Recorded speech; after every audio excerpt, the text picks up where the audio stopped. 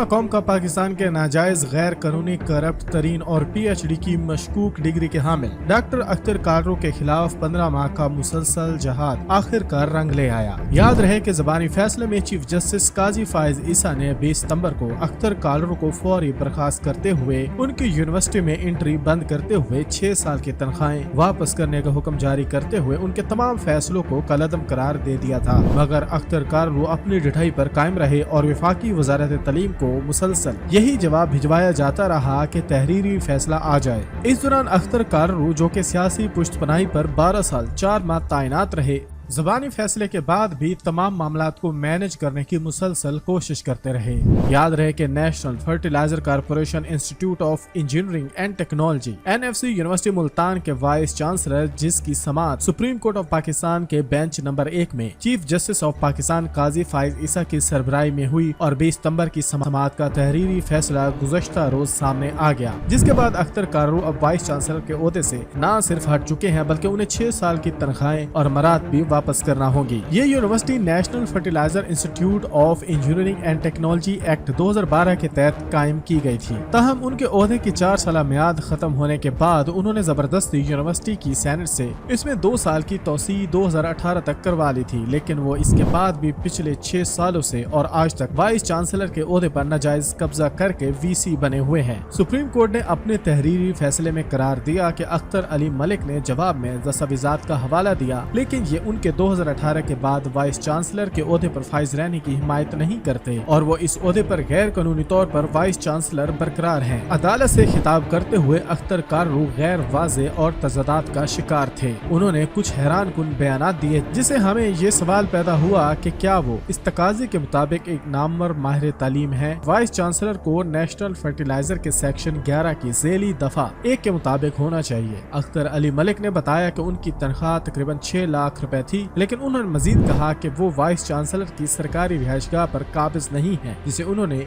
VVIP rest house करार दिया है। ताहम उसने जामिया की जायदाद के साथ अपने गुमराह कुन एहसानात की वजाहत नहीं की, लिहाजा अदालत सिर्फ ये फर्ज कर सकती है कि उसने अपने रवाबित बढ़ाने के लिए ऐसा किया। यूनिवर्सिटी को उसके तलबा की फीसों और सरकारी खजाने से माली अयानत फराहम की जाती रही और उसकी जायदाद को यूनिवर्सिटी के अलावा किसी और मकसद के लिए मुनक़ता या मुंतकिल नहीं किया जा सकता। हम मुखफ़फ़ात VIP या VVIP के इस्तेमाल और किसी को एक बहुत अहम शख्स या बहुत अहम शख्स होने का हवाला देने को भी मुस्तरद करते हैं। तवक्को थी कि सीखने की जगह पर फस्को फजूर और ज़हनी गुलामी का तौक नहीं पड़ेगा, लेकिन अख्तर अली मलिक ने उन्हें फख्रिया निशान के तौर पर पहना हुआ है। मजीद 12 इस्लामी पॉलिसी या मसबात के उसूल पर कायम है, जिसके लिए VIP या VVIP कल्चर एक नासूर है। वफाकी वजारत तालीम और HEC ने निशानदेही की कि अख्तर अली मलिक गैर कानूनी तौर पर वाइस चांसलर के ओहदे पर फाइज हैं, लेकिन सितम ज़रीफ़ी ये है कि उन्होंने अपनी बेबसी का मुजाहरा किया, हत्ता कि वो तनख्वाह भी नहीं रोक सके और वो 2018 से मुसलसल गैर कानूनी तौर पर ले रहे थे। मौजूदा हालात पर अफसोसनाक अक्कासी जनाब अख्तर अली मलिक के पास वाइस चांसलर के ओहदे पर बरकरार रहने का कोई कानूनी इख्तियार 2018 के बाद नहीं है।